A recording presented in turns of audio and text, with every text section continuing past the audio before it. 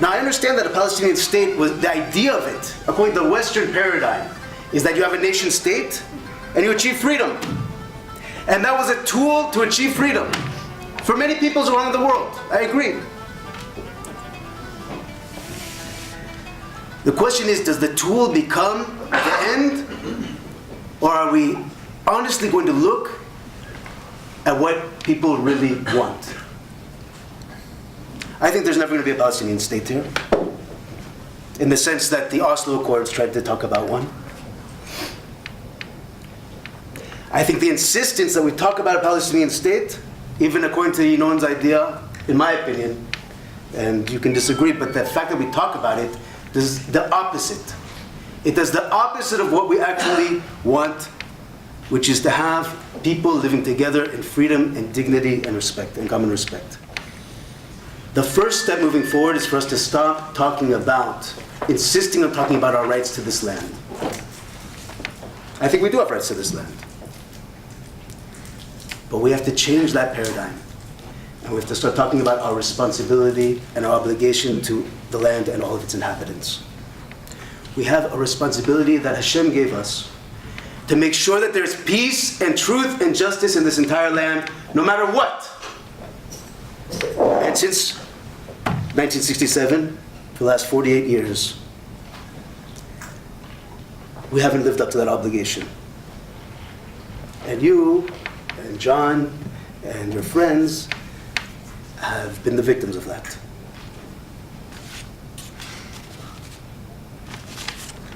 What have they been the victims of? Jewish schizophrenia. We can't make up our minds. To take responsibility, you have to make up your mind. You have to have a vision. You have to know where you're going. For 48 years, are we going to stay in the West Bank? Are we going to pull out? Is Jerusalem going to be divided? Are they going to build settlements? Are Jews going to live there? Are they not going to live there? Sex. What's that? Safe sex, pretty much. That's actually, that has to be censored from the records, but that's actually a very good analogy. We don't know what we want. The Jewish people who have the power don't know if we're planning on separating, building, and so what do? We do all of it. And what did we create? We created a situation. We created basically a vacuum of power. We created a situation where I'm telling you, I live in what's called in the international world like an illegal settlement. Every hill, I'm telling you, the Arabs think it's theirs, and the Jews think it's theirs. And who's responsible for that? The government of Israel. They didn't have law. They didn't put justice. There wasn't a clear idea. Why would I fight Osama over the same hill? Because there's no court of justice to decide between us, to tell us really where he would have a fair chance and I would have a fair chance. What is this land?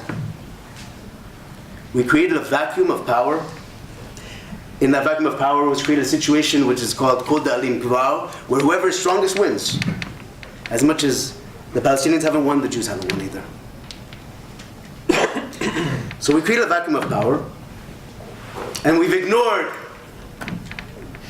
the problems of the Palestinians, like Rebecca Abramson pointed out, refugee camps. How can there be a refugee camp 15 minutes from my home after Israel is in control of this area for 48 years? How could that be? How can there still be that? You know why? Because we didn't take responsibility. We can't decide. Are we going to be there? Are we not going to be there? Do we have responsibility? Do we not have responsibility? You know what? I have a great idea. Let's give it to a surrogate. Let's make up something else, some other entity that can take it, so we don't have to deal with it anymore. And that was the second problem that we had. Instead of just having a vacuum of power, we actually brought other elements to come and rule over these places in our name. You know what we did? We made a situation what's called Pax Romana. What is Pax Romana? We have a military bureaucracy ruling Judea and Samaria. And in this military bureaucracy, who's in charge? A military man. What's his job? To make sure there's what? Order and quiet. Order and quiet. Until when? For 2 years, until he's promoted. What do you do if you want to have order and quiet for 2 years? You find out the most powerful and often corrupt elements of society, and you empower them. because you want quiet. Let them do what they want to do. Just let them be quiet. That is a tragedy. That is us not taking responsibility. That's us not being responsible for what we have to do. More than that, I think we've been the pawns of the international community, both of us. I think that we've been listening too much to the Americans, the Europeans, the peace industry, people coming from the outside who have interests, who don't understand the situation, who tell us things, promise us things, tell us we're going to do certain, and it doesn't work. We have a problem. Our problem is that when this state was founded, we didn't go through a certain process. When the United States was founded, okay, they knew they were creating a new nation, and in that new nation, they had values and ideas and ideals, and they had real pragmatic problems on the ground. Like, for example, the smaller states wanted representation by state, and the larger states wanted representation by population. That's a real problem. And they came up with solutions. What's that? Houses. And they came up with the solution of the House and the Senate. The two houses, the House of Representatives and the Senate. That was a unique system that applied to that reality at that time. The truth is that we, the Jewish people, have never gone through that process. Well, I mean, you guys were tribes and then became, a kingdom, and it's kind of almost the same thing. Well, the state of Israel never went through that process. Because when the state of Israel was established, what happened is... War. Well, we had the British Mandate with the Union Jack. Okay. We took down the Union Jack and we put up a Star of David. Okay. But we basically continued the same regime that existed at the time of the British Mandate. Yeah. In other words, we just continued the British Mandate. We never thought about our real problems and where we have to go. So I think we have to go through that process right now and redefine the Jewish state. Okay? We have to redefine what it means to have a Jewish state. And I want to invite the non-Jews to take a part in this. Why do I say redefine the Jewish state? Because I think that there's, what we hear from the stories of the Jewish people is that it's important that we have a Jewish state. The question is that an exclusive European style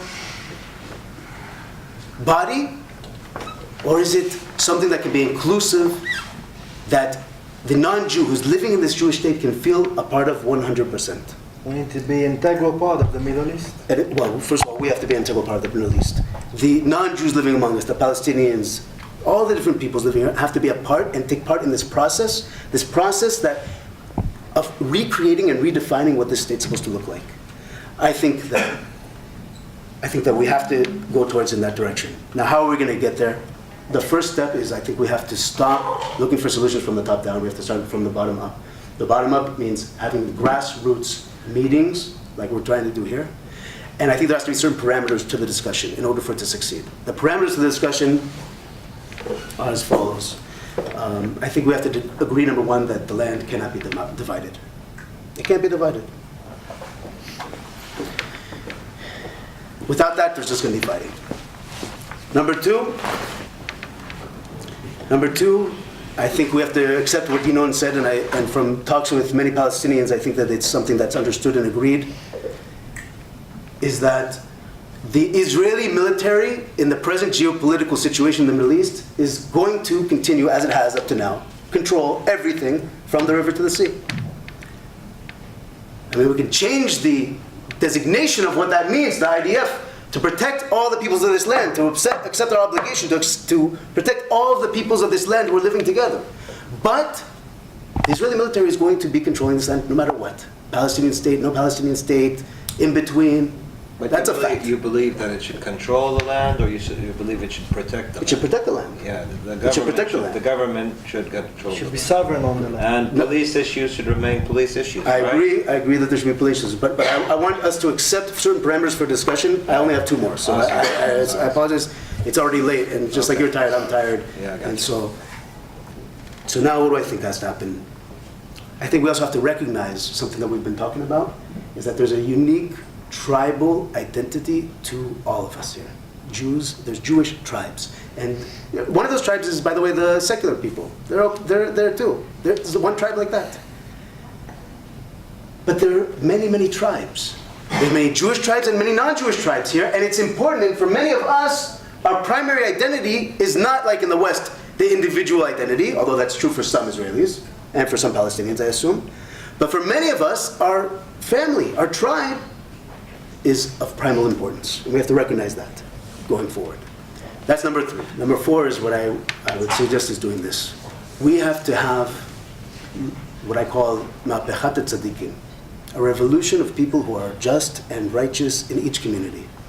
Look for them, seek them out, and tell them this. Not to sign something of nonviolence, and not to promise that we're all going to live together peacefully. What we have to do is do something that's substantial. That the Jews feel like they're winning, and the Palestinians feel like they're winning. We have to create a covenant. A brit. What? A covenant. Covenant. A brit. And what's that brit? That covenant is going to have to be based, I believe, on the spirit of the 7 laws of Noah. I'm saying it not in a ritual, spiritual, religious sense anymore. I'm saying it as a political document. That people who join this covenant, tribes that join this covenant, this covenant, declare that everyone living within this land, whether you want to call it Israel or Palestine, everyone living within this land is obligated not to murder, not to steal, not to engage in sexual immorality, not to desecrate the holy, and that all of our things shall be resolved in courts of justice, that we have to make that declaration. That will be a supranational entity, the beginning roots, the seed of something, of a point of contact outside of the powers that be. Can you imagine driving by in the, like I drive home, I know I'm finishing, don't worry. I did him a sign with my leg. It was, can you imagine driving by an Arab village by Myron, right, in Gush Etzion, and instead of having that sign that says, if you come in, your life is in danger, that it says on that sign, the people living in this place, that the Mukhtar says it, and he has his phone number there. The people live, so if I have any problems, I can call him. Like Sheul Lekuchot. If there's everyone in this village is committed to the 7 laws of Noah. This will be the beginning of building trust. And why will the Jews accept it? Because this is giving the Jews what they want. What do we want? I'm one of them. What do we want? We want a Jewish state. That makes the state more Jewish. Because that is what the Torah commands us. That everyone in this land must obey the 7 laws of Noah. That makes the state more Jewish. I won. What do the Palestinians want, from what I hear? And I'm sorry to speak your name. Dignity, respect, enfranchisement, being apart. Humanity. Yeah, but I will not reach this as long as I live in Jewish state, because, for example, I don't have transportation in Shabbat in Jewish state. So how it could be equality and justice if I can't move from place to place in Shabbat because it's Jewish state? We together need to redefine a Jewish state, one where you can live in and you get everything that you want. But let's sit down and have that conversation. Like that conversation we should have. What does it look like for you to get everything that you feel that you desire, that you want? And does it really contradict what I want? I don't think so. I have no problem with you driving on Shabbat, unless you're really Jewish, like you said your ancestry. So you have a problem. If he's Jewish, you have a problem. But in your state, what can you do about it? Because there's a secular tribe, you're freeing them from... What's the secular tribe? What is We won't get into it. A secular driver who's Jewish can drive on Shabbat? Okay. So you have a problem. Wait, hold on. Are you asking me personally if I have a problem? No, or for that's, you moving said you had, I don't know if the state has a problem. You have a problem. You haven't made that clear exactly.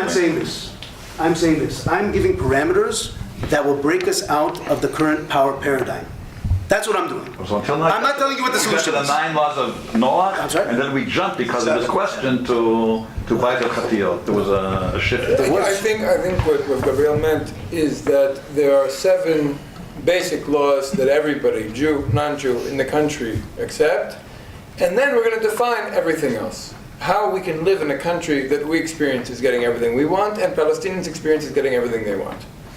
There's also, I'd say even more, there's the beginning there of trust, which is the most That is the most in any solution, anywhere forward, trust. You have to find ways to build trust. And and you have a sourced, rooted way in both of our traditions that you pull out and you say, this is what we're living with. This is what it means to live in this land. You don't live on this land. Also in Islam العهدة العمرية could be solution. What ايش احكي شو العهدة العمرية بالانجليزي؟ العهدة العمرية.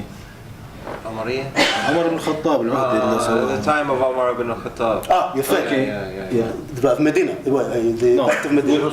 When he came to Jerusalem, he make agreement with the Christian and the Jewish people that they can live and pray and worship wherever they want. It could be solution also. I agree, and also I think more than that the Pact of Medina, that Muhammad, the Prophet, put out, there was Jewish and non-Jewish and Arab tribes that joined together around this pact. Yes. We need to have a pact that's based not in Western values, but in our own stories, our own myths, our own spirituality.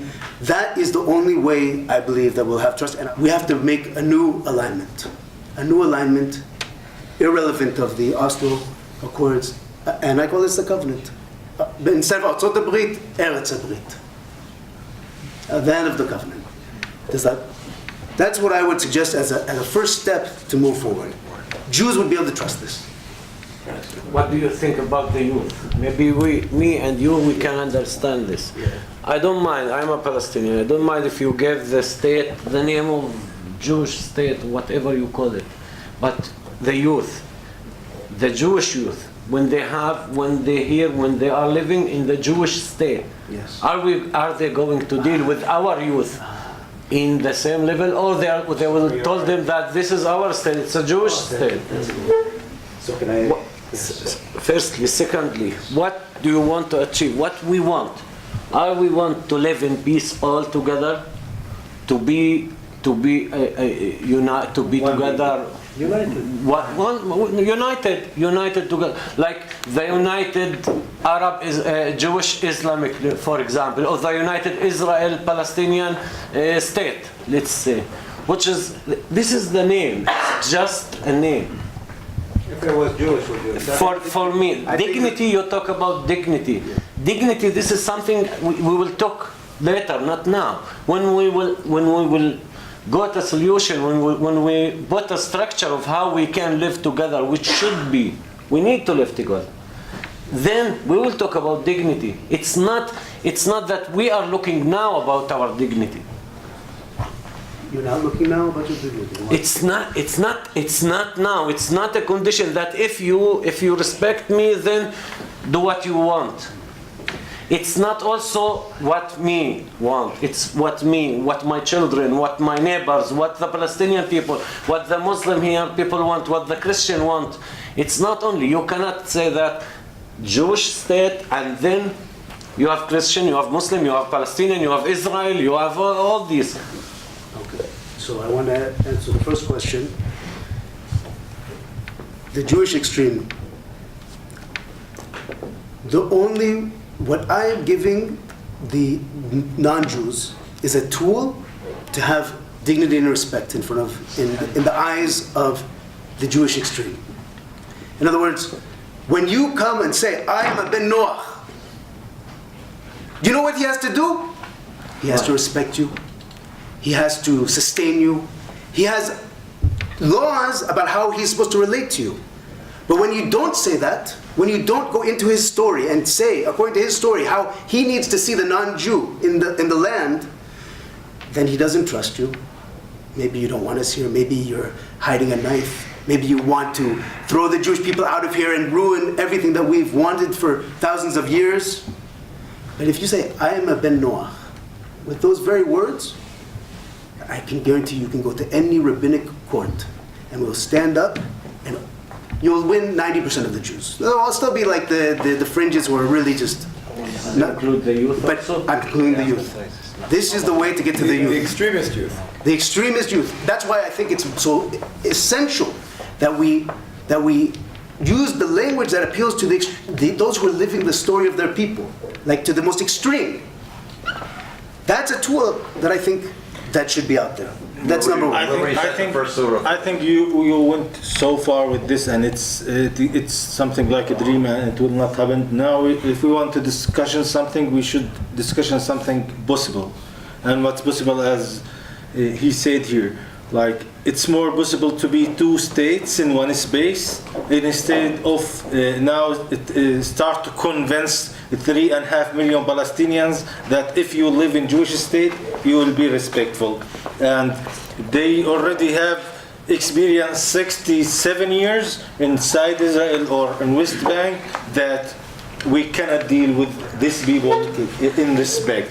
So I think the one state, it's not acceptable. Like the one state, it's not acceptable by Israelis more than Palestinians. We would accept one democracy state more than the Israelis because it's not the Judaism, it's not the Zionism, so it's not acceptable. It's not the Islam, it's not the Palestinian, it's all of us together. If I may just say about this, that's why we suggest the idea of federation, that the people can live normally, at let's say 12 years. And after that, they can decide if they want to continue the situation like this. Or if Right, unite to like one Scotland. state. Okay, Yeah. wait, hold on. I'd like to address what Osama said, because I think it's very important.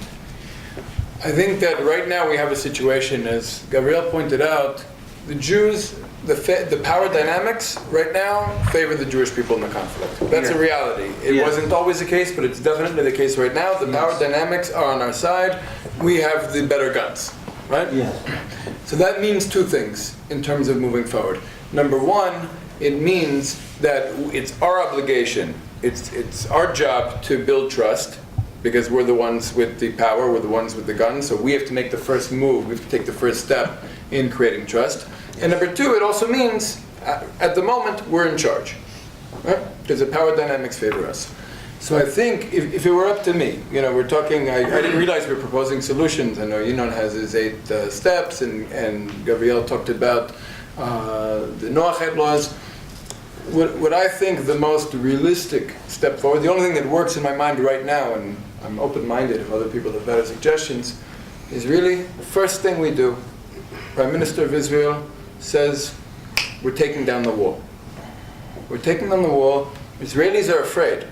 They are. Like they're afraid. Look at what's been going on the last couple of weeks. People are afraid. If we're going to take down the wall, please, don't make us regret this.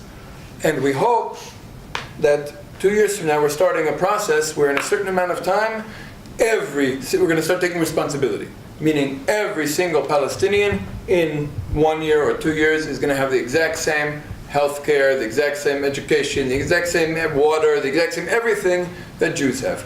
And we create a process, and we go slowly together. There's not going to be 2 states here. Honestly, I'm telling you, if they try to make 2 states here, I'm going to resist. And there are hundreds of thousands of people like me who are going to resist, and I know the people on the Palestinian side who will resist also. Right? So there's not going to be 2 states here.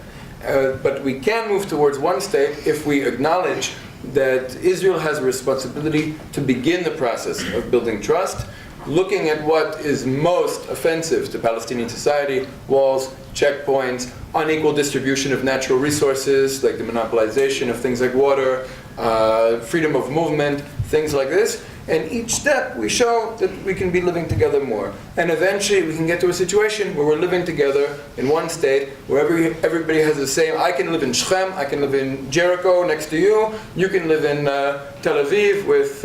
No, I want to live in Beit El. Or you could live in Beit El, right? You could live in Beit El. Any of us have the ability to live wherever. And any of us have the ability to go wherever, and we're all living in a That's state. very possible when it's democracy state and not Jewish state. No. So okay, so Osama, I think you misunderstand one thing. It's not. He's not talking. It's not a I don't have a problem with this. It's not. He's not talking about democracy state. No. He's talking about allowing open the state of Israel in front of the Palestinian to be involved as a citizen in this. And I'll say something else. Being a Jewish state, Jewish is not a religion. Jewish is a nationality. It's an ethnic group. I think a big mistake is when we talk about the conflict, we think Jews are a religion and Muslims are a religion. Being Jewish is not like being Muslim. Somebody could be Muslim by believing in Islam. Somebody could be Christian by believing in Christianity. I'm a Jew because I'm a son of Israel. Because I'm part of a national group. I'm part of a people. I'm part of an ancient people that comes from this country. That's what makes me a Jew. And a Jew could be an atheist, a Jew could be a Muslim. There could be a Jew tomorrow becomes a Christian. And he's still a Jew because he's from those tribes. So when we talk about a Jewish state, we're talking about not a religious state, we're talking about a state that expresses the values of our culture, of our people for thousands of years. That's not religion. That's it. For me, it's an historic point of my life to be attending such a meeting, because maybe in the future I will say to my children that I attended some of the nuclei of a peace agreement that was reached between the Jews and the Arabs, or the Jews and the Muslims here in this state. Second, I had a question since a long time ago, before I was posted here in Israel, when I was in Egypt. Why is Prime Minister Netanyahu was always insisting of Israel to be recognized as a Jewish state? That was really question in my head that I didn't sleep for nights for this, searching for this. Although we have reached an agreement in 1979 between Sadat and Begin without recognizing Israel as a Jewish state, because it goes without saying. In Jordan. It goes without saying. I mean, there's a peace agreement between Israel and Egypt, and we didn't mention that Israel is a Jewish state and Egypt is an Islamic state, because it goes without saying. That's my. I think he wants to finish. If I may answer something briefly, we as Jews, this is something that is not there because the Prime Minister said that it's important to him. It's important to us as a people to be recognized as a Jewish state. Yeah, yes, And also, by the way, it goes without saying. right? But also, Egypt is a Muslim country. Okay. It works under Sharia law. So why can't we as Jews, have something? Well, yes, it's totally internal issue. Yes, exactly. It's totally internal issue. I mean, but the international, the other countries shouldn't be like pushed to recognize Israel as a Jewish state. It's your own state. You can do whatever you like. I mean, it's an internal issue, So another point. I mean, if let us say that the Palestinian in some if we reach one state solution or whatever 2 state solutions, if they recognized Israel as a Jewish state, what will you do with the other Islamic countries in this region? You ask them to recognize Israel as a Jewish state, and what will you do with Egypt? Will you ask Egypt or demand Egypt to change the agreements that we have to recognize Israel as Jewish? I mean, there's a lot of complicated questions in this. I'd actually want Sinai back before I make that demand. That's more important to me than them recognizing Israel as a Jewish state. My friend, I don't have any problems with recognizing. I mean, it's an internal issue. We as Egypt do not have we don't have the right even to say if you want to be Jewish state or secular state. I mean, I can tell you what I think Netanyahu is afraid of. I mean, did I deliver my point? I understand. I think I understand your point. I think the reason why it's different, why the demands are different with the Palestinians, and when I say now the Palestinians, I actually mean like the Palestinian Authority, who Netanyahu. First of all, I think you've been here long enough to see that most of us here reject the whole paradigm of like the Prime Minister of Israel and Mahmoud Abbas sitting there with the President of the United States and signing a document, and that's how we're going to get peace. I don't think anybody here believes that's the formula for peace, but under that framework, I think Netanyahu does feel that there is like a threat on the Jewish character of Israeli society that didn't exist with Egypt and Jordan, because we're talking about things like the right of return, which is very important to the Palestinians, and I think it needs to be talked about, but it can't be talked about. The right of return cannot be spoken about within the context of like the peace process as it exists now. Because the right of return, if you throw that, just like Jerusalem, if you throw the right of return into the peace process as it's existed for the last 20 years, it destabilizes the whole thing. In order for that to work, in order for that to be acceptable, for that to work in a way that Jews feel that this could still be the kind of country we want, we have to move away from the paradigm of the diplomatic process as it's existed. Bibi used to say a nation state of the Jewish people, and then it got switched to Jewish state, which is 2 different things. Right, from a lot of Palestinians, though, if you're calling it the Jewish state, then there's no way Palestinians will ever have equal rights. This is how many Palestinians understand it. When we say we need to recognize a Jewish state, because in our story you don't see us as a people, you see us as a religion, and we need to be seen as a people in our land. That's important to us. Most Palestinians, I hear when they say, why a Jewish state? That means that all the Arab Israelis will be second-class citizens. Only if you're a Jew, you were part of a full member of the state. That's how it's perceived on the outside, and that's why people don't recognize it. That's a Western model. But that's how, that I'm saying, that's what reality. this is exactly, the two movies we're living in, the two stories of the same issue. Most Palestinians think that means there's no way a Palestinian will ever be a full citizen of the state because it's a Jewish state. You're an Arab yourself. We have a lot of miscommunication. To me, what and I want to ask Osama and John. It seems like a notion of who's willing to say, okay, I trust you with the control. Well, I see that we have to build trust before we can have trust. Right. You have to have access to shit. It's very clear to me as an outsider to both people that everybody in this room has betrayed their core values talking about this solution. And it's also very clear to me that the solution is in the authentic cultures of the indigenous peoples. Every time there's been a two-state offer rejected and then someone blames the other side, I reject that blame. Every side was right to reject a two-state offer.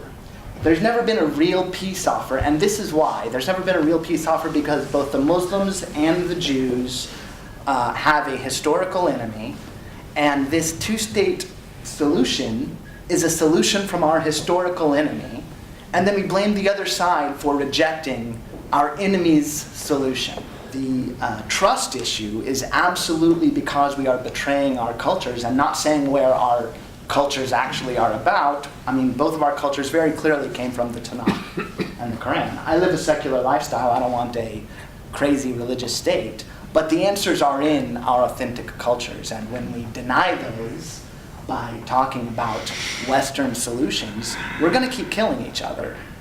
Everyone thinks his religion is the best. His religion is the best to live under it. Like most of the Muslims will say, like Jews used to live in a very good life only under the Islamic rules, where they was killing them in Europe. But when they was in the Arab world and when they was under the Islamic rules, it was the best life for them. And you are saying the same thing. When we believe in Tanakh or what's written in the Torah, it's the best situations ever. So that's how everyone thinks. And I think the Christians will think the same way, that the Bible is... Don't point at me. What I'm offering, what I'm suggesting, is that we build that place together. We build that place together of how we're going to live together. We built, Yes. We built trust. Yes. We built justice. Yes. We built Amen. love. Yes. Then we talk about the name of the solution. state. The whole Yes. solution. Yeah. That's what we have. Then I could accept you as my neighbor and my leader or my father or whatever. When you give me a good life much better than the other Islamic world, I will vote for Jewish You don't state. understand what I'm But saying. it's not solution. Listen to what I'm saying. Okay, good. Listen, let me say. I'm down with that. Osama, let me explain what I'm saying. Please. In order for this to work, you need to have the Jews together with you. Yes. In order to have the Jews together with you, Yes. it has to be understood to them in the terms of the Torah. Not because you're accepting a Jewish state, not because you're accepting anything. You accept already the 7 laws of Noah. Yes. You accept it already. If you were to say that, you are a humanist. You believe in love, in trust, in justice. That's what the 7 laws say. If you can say that to the extreme Jews, they will be able to sit down together with you. If you don't say that to them, if you say it in the terms that you said just now, like Western democratic ideals, am I making sense? Yes. If you say it in Western democratic ideals, the Jews are suspicious of you. You are trying to get at me. You are trying to ruin my Jewish state. All you have to do is say the same thing in a different language. That's what the Jews want. That's what the Jews want, and you will get 90% of the Jewish world together with you, and then we'll have power together. Then we will talk about what the next step is together. I'm not forcing anything on you. You're not forcing anything on me. I want to do what the Torah, I personally want to do what the Torah tells me to do, and the Torah tells me that Kadosh Baruch Hu gave this land to us To the Jewish people, yes. To make sure that there is justice and truth and goodness in this land. But if you think what you want Yes. and what I want, Yes. we will never reach solution. We have to think about what's possible. This is possible. This is the only way that's possible. This is the only way that's possible. You know why? Because you cannot move forward without the extremist Jews. You want them to stand up and fight? We have the power. Like Yehuda said, the Jews have the power. You're not going to make them budge. Yeah. You're going to ruin your people. You're going to ruin Exactly, but You're going if to ruin you- your people by fighting this. Gabe, if he has to say that he's a B'nai Noah, will you say that you're a Muslim? Of course I am a Muslim. I'm a You will Muslim. say that you're a Muslim? Of course I'm a Muslim. If we had 70 rabbis say we are Muslims right now, it would completely change the dynamic. All this evening, we've been dealing with how to manipulate and feel narratives in order to bring a real peace here. Part of that is using terminology that the other side can understand in the right way. I can't take it. That the terminology that the other side can understand in the right way. I would stand before any Muslim and I would say, and I have said this, I am a Muslim the same way. I'll be back. What's that? The same? Okay, I can say to you that I am Muslim, I am Jewish, I am a Christian, I believe in God. Okay? Well, Gabe, could you clarify what you're saying? What? I can continue. I'm sorry. By the way, I'll clarify real quick while he explains. The word Muslim let me explain. Joseph. I want you to understand something. I believe,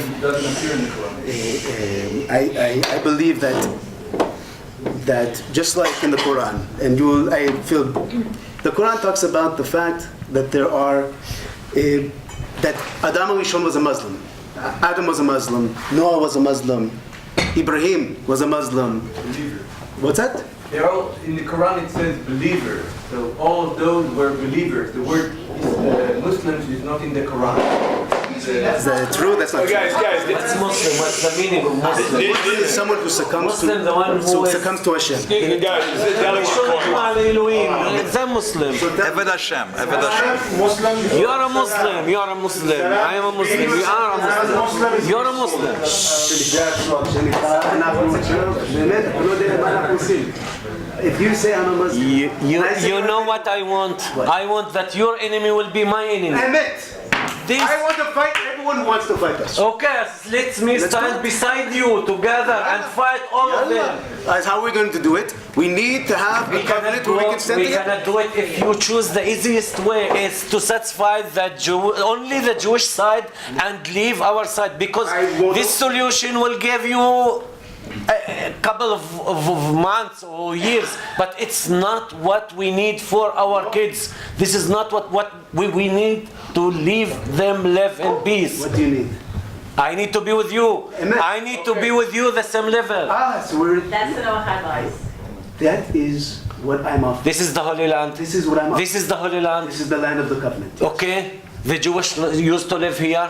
This is what Quran says. Yes. Yeah. The Jewish, God says that I gave this land to the Jewish people, to Moses. And that will come This is written in the Quran. that will come back? The Islam, you know what? When the beginning of Islam, the Muslim used to pray to the direction of Jerusalem. Yes. This is from God. Yes. God, after 6 months, he said to the Muslim, move to Mecca. Why? Why? Because he don't want us to fight. Why?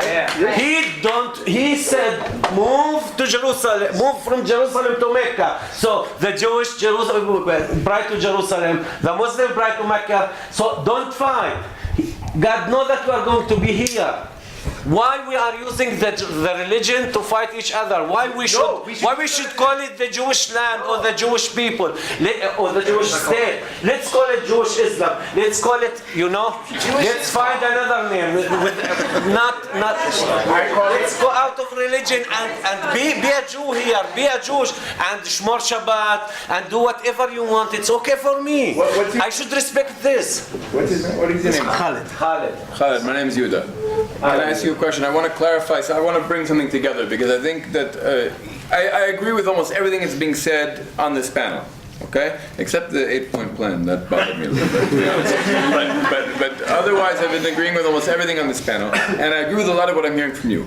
So, I said before, there needs to be trust-building measures. We need to make each other trust us. Yes. Israel has the power right now. It's our job to start making you trust us. It's my responsibility to make you trust me before you have to make me trust you. Okay? But we have to make each other we have to trust each other. We have to move forward. Palestinians need to have the same rights, access, employment opportunities, water, electricity, roads, everything that Jews have. Equal state democracy. Okay? Or even more. Right. But at the same time, what Gabriel is saying is that in order for us, this is what I said is the steps that I think we need to move towards. But what Gabriel is saying, and it's an important element to this, is that in order for us to be able to bring the most important Jews to the table, and the most important Jews are the most violent Jews. The most important Jews are the Jews who are living the story of Am Yisrael, the Jews who are willing to fight and kill and die for what we believe to be important to us. These are the important Jews. The ones who are doing Tag Machir, they're the important Jews. The Jews in Yitzhar, they're the important Jews. Jews in Hebron, they're the important Jews. Then Daesh and all of them. Yes. Okay. Yes. So I'm saying the people driving the conflict. Because if somebody from, if a westernized diplomat from Tel Aviv and a westernized diplomat from Ramallah sit down and sign a piece of paper, it means nothing. We're still fighting. Okay? So in order from our perspective, the solution is trust-building measures until we're living together in one state with equality that we experience as a Jewish state according to our civilization and our story. You experience as a democracy where you have full equality. You don't even notice it's Jewish. But in order for us to get the extremists on our side on board, we need to speak to them in the language of Noachide laws. You, the majority of Palestinians in this country, are living the Noachide laws already. But if you're able to use that language, or we can use that language to describe you to the extremists among us, then that will bring them on board. And that's all that we're talking about here. We need to use that language to bring our radicals on board. Still, your extreme people in Judaism, your extreme people in Judaism, they still can be under control. They still can be under control. The extreme in our side, those crazy people, they can be out of control. You are talking about how many Muslims you are talking about? Are you saying that they'll be out of control and they'll fight this? We should not give them any reason. We need also to talk with them in a way that if you touch my partner here, my neighbor, we have the same nationality. It's like Daesh. We do to them. It's not. We are not going to kill them. But if you touch him, you touch me. Maybe that's what we need to do. Okay. Maybe that's what we need to do. I am telling you I'd be strong enough. How can I do this if you call this state Jewish state? I am telling you right now. So it's a Muslim state. You give them a reason. You give them a reason how to make me weak. You give them a reason to say you are a traitor. You are not a Muslim. You left your religion. I understand what you're saying. How can I be? I understand what you're saying. You know what's the problem of Bibi and Abbas? It's the power of Abbas can come only from Bibi. He's the only one can give. Let's leave. We're not talking about God. The partner gives the power everyone to each other. So my power will be from you. Your power will be from me. Yes. I said at the beginning of my words that we've abused our power, the Jewish people, because we've used it to create a vacuum of power or puppets. That is evil. What we should be doing is we should use our power to say who our friends are and to fight against those who will not be our friends. And I say our friends together.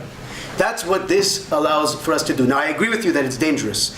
I think that we have to be very careful and decide how it is that we want to proceed. We have to be very pragmatic, and we also have to know, and I want you to say from my perspective, if you reach a pact with me, a covenant with me, a brit with me, and someone harms you, if we are brothers in this pact, I will fight him with the greater cruelty than ISIS. Yeah. Okay. This is what I'm telling you this.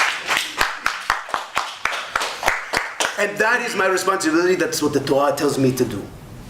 And I want to get us to that place. I want to get us to that place. If I could say one thing, a solid way to get that place is joint Muslim-Jewish courts. They had them in Yemen, they had them in Jerusalem. Imams and sheikhs talk to rabbis, they consult each other, and we don't have to ask anyone permission, we can just start. Doesn't matter, I could go with as long as we don't grassroots.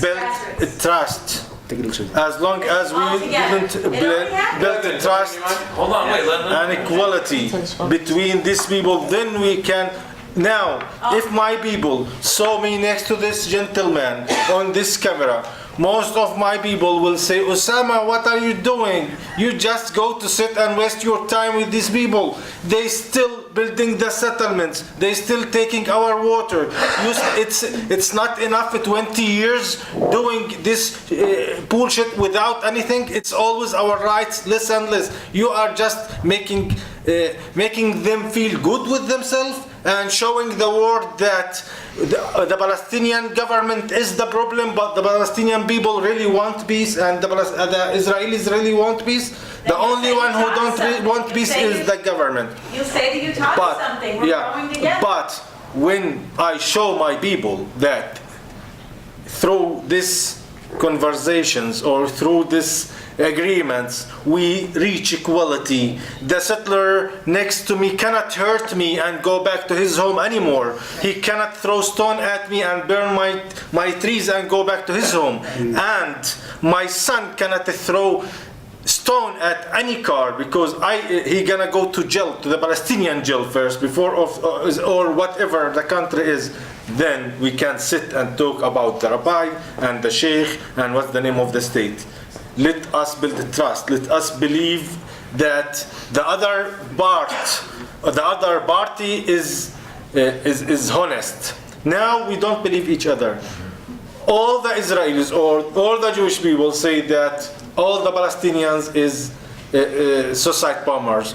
And they're gonna get angry anytime, and Osama should be checked when he entered the Tahana Markazit. And if now I go out and the army shoot me, most of you, and throw knife next to me, most of you will believe that I was carrying knife and I tried to stab someone over there because you don't know me enough. And if this gentleman, they said he shoot a Palestinian guy over there, I will believe because he's wearing kippah and he supports the Jewish state and he supports settlers. But all of this because we still don't have the trust. We still don't trust and believe each other. I think this is the only solution, is to start make the two parties feel equal and trust each other, and then we can find million solutions for the name of the state. When I start meet a gentleman like you and talk to them and look at me as a human being and respect me, and this guy with kippah just hold me and put his hand on my shoulder, I start to feel that I'm dealing with people, not with enemies. He's not a soldier pushing me and pushing my mom and and taking my father outside to clean the street in the middle of the night. I start to understand these are people, and these people have fears, and these people have history. Tonight, I had no idea what to expect, and I just feel like the back and forth has been unexpected, pleasantly surprised. So again, I just want to say kol hakavod to everybody for putting this together and for trying to make some progress here.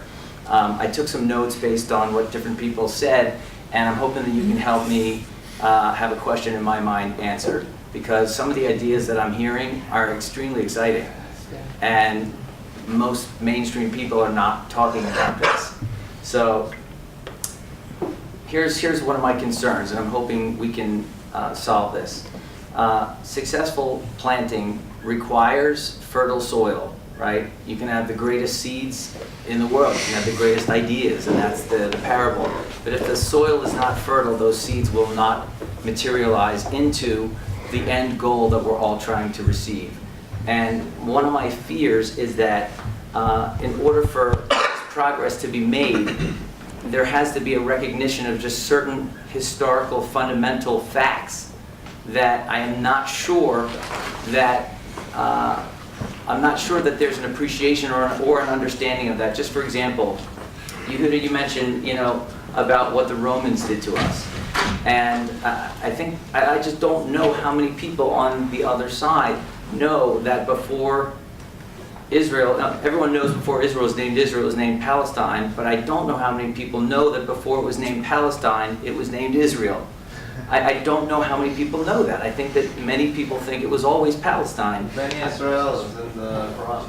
What? It's in the Quran. Is that, so again, these are things that I'm an outsider. I don't know what the other side knows, and this is part of the question that I'm asking. Another thing is that the remaining land that we're fighting on, the mandate, the British mandate, the people that ran the mandate understood that there were superior numbers of Arabs. Because so many Jews were expelled, the Arabs eventually did become the majority, and they recognized that.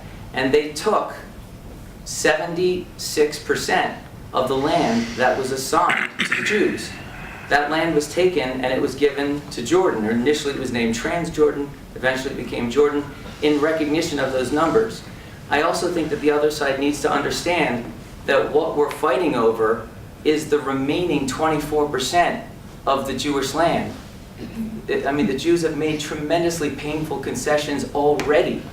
And so we have 24% of what we had. And now we're fighting over that. And I feel like if these facts are known, then I think that there's a chance. But without that knowledge, it's like, look, this is our land.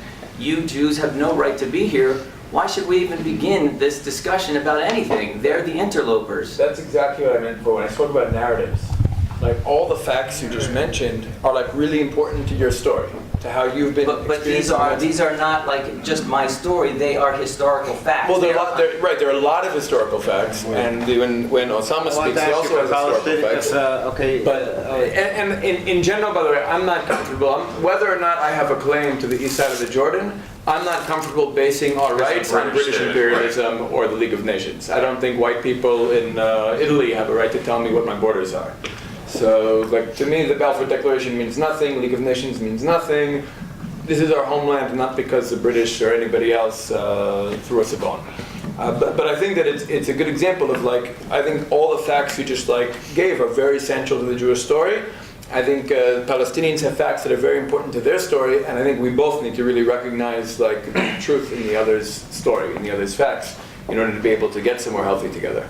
But do you feel that with the potential... Can I just answer you? Yeah, please, yeah. Do you think it's possible? First of all, from the beginning, I didn't deny that Jews were here. I said that I don't know if you were here and you heard me or not. I said that I saw a lot of movies, and I think that most of the Palestinians, their roots in the back, they used to be Jewish, and then they become Christians, and then they become Muslims. And I don't know about myself. Maybe my roots were Jews. So we don't deny this, and we don't say that you wasn't here and it's our land. What we exactly said that you cannot come back after 2,000 years and kick me out from my home because your roots were here. That's what I said exactly. You can come and live with me wherever you want. You can come and live next to me.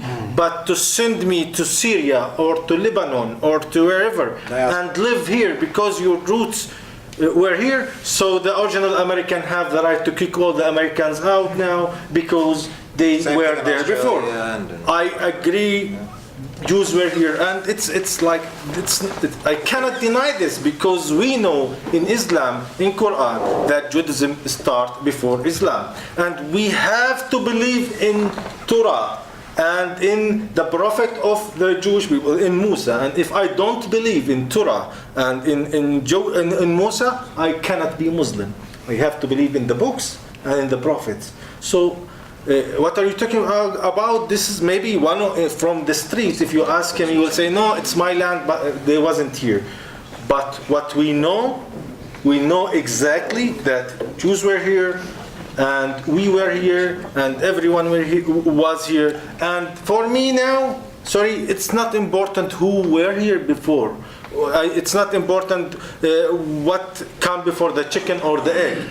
The important thing for me is that we both here now, and we have to find solution to live here in order to remain.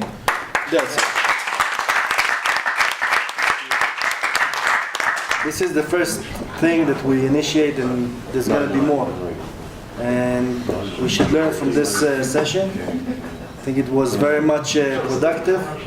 And the main thing to think about is unity and equality and justice for both people here. If I can, if as a Palestinian could build in West Bank as much as I want and don't demolish my home and allow the settler to build next to me, if they don't demolish Susia and they don't build the settlement next to it, if I don't have 20% of my water, I will never fight. Even if I think about homeland and Palestine and whatever, just give me good situation, good income, and then you can talk to me about everything. Let me save the future of my children. I don't want to see my child in the future suicide bomber and going to kill someone. I want him to live like everyone in this land. I want him to be teacher, basketball player, scientist, whatever, and not to kill himself inside bus in order to kill innocent people.